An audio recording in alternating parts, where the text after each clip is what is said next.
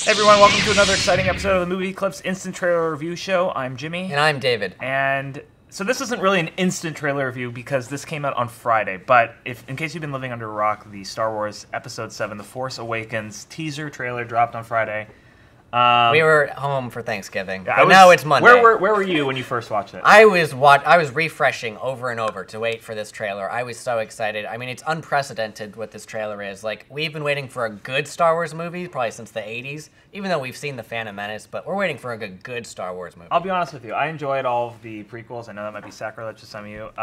What I really think is interesting is that this movie is arguably the most anticipated movie of all time. This trailer is arguably the most anticipated movie trailer of all time because, quite frankly, we didn't know anything about it because Lucas and company considered all of the books and video games and everything else no longer part of the Star Wars canon. So this is our first official look at the new expanded universe. True. We saw that black and white photo of the cast, everybody sitting around, and we know, John Boyega's in this and Daisy Ridley, I believe, but we don't know what the names of these characters are. We don't know how much screen time they have. We know Harrison Ford hurt his ankle, but we don't know how much screen time he has. So anyway, without further ado, let's just dive right in. The first time I saw this opening shot, notice. Or if you pause for a second, I'll be honest. We're about 12 seconds in, and we just now see something. I mean, there was complete blackness for like the first 11 seconds. I did hypothesize before seeing this that there was going to be like maybe 10 seconds of actual footage. I thought it was going to be a lot more title cards and black. There was definitely a ton of black, but I'll be honest with you. The very first time I saw this and heard this voiceover, there has been an awakening. I kind of like rolled my eyes a little bit. But I sort of got over that very quickly after John Boyega's character popped up here. So now, if we pause, now we don't fully know who the voiceover is. It sounds like Benedict Cumberbatch playing Khan, just like Star Trek Into Darkness. But all the film blogs right now say it's Andy Serkis, who is in it in an unnamed role. Yeah. Now, one thing that is very interesting about this shot, and we can touch upon it later, is it's our first look at the new Stormtrooper outfit, which is great. It's very cool. It's very modernized. We have to assume these on Tatooine. But what is really interesting about this is if you remember in Attack of the Clones, we learned that all of the Stormtroopers are clones. And of Boba Fett's dad. Of Boba Fett's dad, of Jango Fett. However, obviously, John Boyega's character is not Jango Fett, nor is he a clone. And Leia kind of touches upon it a little bit, saying, aren't you a little short for a Stormtrooper in A New Hope? We don't know if he's actually a Stormtrooper or not. We don't know if he's pretending. He just put the costume on the same way Luke did and Harrison Ford did in A New Hope. But it's cool. And and that shot is also really like a classic J.J. Abrams shot where he has some people pop up and look around. He does it a lot. He did a lot in Lost and Star Trek. There's similar things. This droid here, I think, is just absolutely amazing. He reminds me, a World Cup salute. It's like, hey, we love soccer. We're supposed to make a droid. Well, it's funny. Someone pointed out that all the R2 units, so the R2-D2 all the way to R10, there's a R1 through R10 series droid. So people are calling this the S1 droid, which would be like the new generation of the new series of automation droids. What is kind of interesting about the S1 name is it also does tie into sort of like the soccer ball look of this. But one thing that people keep talking about, and I've noticed a lot, is the very close look. The look is very similar to the Ralph McQuarrie concept art from the original Star Wars film, where the R2 originally had like this ball bearing underneath him, and he could move around in any direction. So a lot of, and people have been pointing this out in so many places in this trailer. There's just so much that kind of is pulling from that. But I mean, Tatooine is a very popular destination in this trailer. And let's not forget the pod racing engine in the background is pretty interesting as well. Right, but Tatooine is very, very popular in this. We see almost half of the shots take place on Tatooine. So here's another look at the Stormtroopers. And let's notice all the Stormtroopers are kind of different heights. Yeah. So obviously they can't be clones if they're all very differently. And also the faces are different. They now have different I think it's a really, really nice modernization of the look. It's very streamlined. But yeah, just really, really cool. Also, their guns are a little bit different. The old guns were just all black. These have some white on and some LEDs. Looks like they have a better scope. Now we don't really know what the landing gear is opening to. If you go back, it's so hard to tell what they're opening to. I mean, it could be indoors, outdoors, nighttime. We don't know. But they're obviously preparing for something. What's so interesting about this trailer, all these shots, these characters are so panicked. Everyone's urgently trying to go somewhere and get away from something. So, yeah, and that could be Coruscant. It could be Tatooine again. We don't know. Then this is Daisy Ridley. Daisy Ridley's character here. Now, someone pointed out, I forget where I saw this, but someone had pointed out that she has what appears to be some sort of lance, like a lightsaber, strapped on the end of her of the speeder bike. That looks similar to a lightsaber. It could be some sort of new lightsaber weapon. Obviously, we see a lightsaber weapon later on. That's very different than anything we've seen. But it also does remind me somewhat of like a Tusken Raider staff. Yeah. That they would use. I don't know. She looks more like a scavenger sort of sand person. And she is clearly rushing somewhere. She's panicking. You know, she's trying to get out of there. And it looks like she's riding like a domo or a flash drive or something.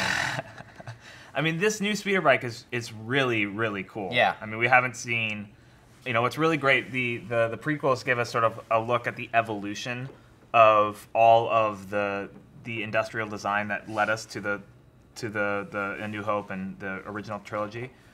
What's great about this is we're going to get to see what happens afterwards, and it's nice to see that they're returning to this really dirty, the beat up, tattered, just broken look. Like things are pieced together. There's parts missing. It's what Star Wars is all about. It's really cool.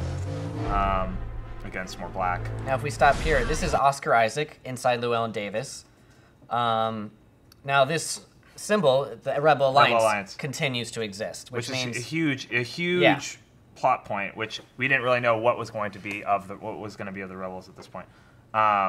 Clearly, there's probably something they have to rebel against. Yeah, probably and the we Empire. see the Stormtroopers. Like there's Stormtroopers. We can assume that there's going to be rebels fighting against them. But this shot here for me, just I started getting goosebumps when I watched this trailer. Yeah, for it the just first looks time. so well put together.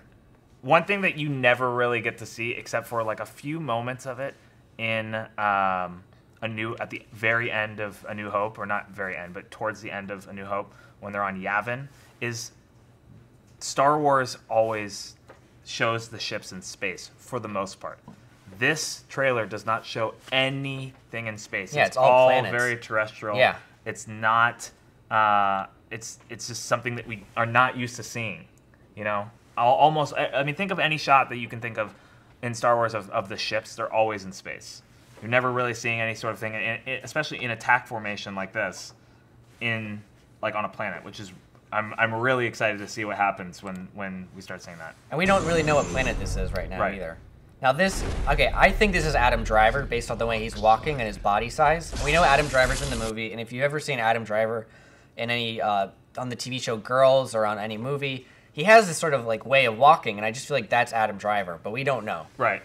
Now, this is this lightsaber, just so cool. Yeah. It looks like something I drew when I was in 3rd grade. Yeah, I don't know how practical it is, because it looks like if the beam were to slide down, it would end up cutting off that. It looks homemade too. That's the other thing. It looks like this character made it himself. It looks fiery. It doesn't look like an energy beam the way most lightsabers are. Which I don't know if that's going to be sort of like the evolution of lightsabers. Or what I'm thinking is this might be a special lightsaber that can cut through other lightsabers. Whoa, that would be cool. I don't know. I mean, like when I first saw this, I got chills because there was some concept art that was released about this, or leaked about this, but seeing it in action is just unbelievable. And we assume Sith because it's red. Because it's red, yeah.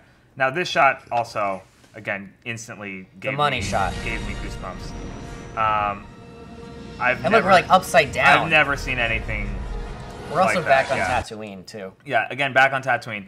Now if you know the original franchise, Millennium Falcon. They first meet Han Solo in Mos Eisley, and we see the Millennium Falcon leave Mos Eisley, but we don't ever see again any sort of attack happening on a planet. Yeah, it's except for with the exception of Hoth. I know you guys are going to string me up for not mentioning Hoth. With the exception of Hoth, we don't see any attack happening. But again, it's not a dogfight. It's not ship on ship. It's ship on walkers. Let's also point out these are TIE fighters. Yeah. And the TIE fighters also, to me, look a little different. They look a little bit. It's the same sound design too. Right. I don't know if it's the sun or what, but they look like they could almost be like a TIE Fighter Mark II or III or something. And the other thing that is really cool to note about the Millennium Falcon, well, there's this different satellite because it gets knocked off at the end of Return of Jedi, but the coloring on the Millennium Falcon, the addition of the red on it is very, again, reminiscent of the X-Wings in A New Hope and the Rebel Alliance. It's familiar marking. So we obviously don't know who's piloting this. Yeah, we know Harrison Ford's supposed to be in this movie, but what's also interesting about this teaser is we don't see Luke, Leia, or Han, or Chewie, or anyone really. So we only see new cast members, which is clearly a choice by J.J. Abrams. I also just want to go back really quick. One thing that I really applaud J.J. Abrams and company for doing is giving... There is a very slight lens flare. Very slight lens flare right there. But one thing I do applaud him for is the realism that they're injecting into this franchise, which has not. It's not that it's never been there, but like this is never before have we seen. There's like physics, like actual real, physics. Fully thought out physics and just camera movements are so much more dynamic. The contrails that come off the back of this are just amazing. The way that, again, same thing in the camera shot with flips it's so cool. The shot with the X-wing, again, like the water spraying off, like it's just very visceral. We haven't seen that in a Star Wars movie really ever. I mean, so it's really exciting to see how different this looks. Now, I'm gonna just say one thing about this title treatment right here. I honestly think that this is so incredibly lame. I'm just gonna be the. I will be the one to say it. But why? Because just in terms it's a very of like simple movement. No, but it's not even about that. It's about the fact that the letters are on top of the Star Wars logo as they're just rotating. It doesn't feel modern. It just doesn't feel that well designed. I'm just gonna throw it out there. Well, something I noticed is we don't see Lucasfilm, Disney, or Bad Robot logos anywhere on this. At least not at the beginning. And most teaser trailers always do that. And then what's also interesting, we don't see Episode 7 anywhere. Lucasfilm right there. And we got Lucasfilm very, very small, but we didn't see a title card. We didn't see the opening Magic Kingdom castle with the star going over, like we see for most Disney products. And then we have December 2015. We don't have an exact date, but we know it's coming out at Christmas time. Yeah. So, what are your big takeaways from this? Like, what are you now looking forward to? What are you sort of hoping they show or don't show? Well, my first thoughts when I expected the trailer to be just a lot of slow shots of like a lightsaber and then of the Millennium Falcon and then maybe Luke standing up in slow motion, but this is like completely not what I expected. I mean, just the fact that everyone's like rushing and panicked and it's like fast and energy and chaotic, and it's so interesting the way that this is the direction they're going. And also that they're showing a lot. I didn't expect to see this much in a trailer, so that's pretty cool too. Yeah, I didn't really know what to expect when I was going into this. I just knew I was shaking with excitement. The trailer for me delivered above and beyond every single one of my expectations. What I'm really looking forward to now is more of the worlds, more of the we got a little bit of the look at the desert and Tatooine and some of the promo materials that J.J. Abrams had released with the Force for Change campaign. But I'm really just excited to see how much more of the Star Wars universe he's going to expand upon and let us into. And also, it's really worth noting that with the spin-off film planned, we don't know what the plot of that's going to be, but again, it could really we could really get a lot out of this film, and hopefully it can shed some light on really fleshing out the universe in this new expanded way that now that everything is no longer canon, we need to really see more of it to understand the implications of every one of the characters' actions. Yeah, I'm excited. I trust J.J. Abrams. I thought he did a great job with the Star Trek movies and with all his movies, really. Mission Impossible 3, Super 8. I think he's a talented director. So I can't wait for this movie. Yeah, I can't either. But comment below. Let us know what you think. Are you guys excited? Do you think that the lightsaber can cut through other things? Are you happy with J.J. Abrams' choice? one thing we didn't even touch on, the score. This was original John Williams score just for this. This is amazing. Yeah, just let us know what you think. Comment below. And as soon as any new information comes out about Star Wars, we'll be sure to let you guys know. And for Fandango Movie Clips, I'm Jimmy. And I'm David. Thanks for watching.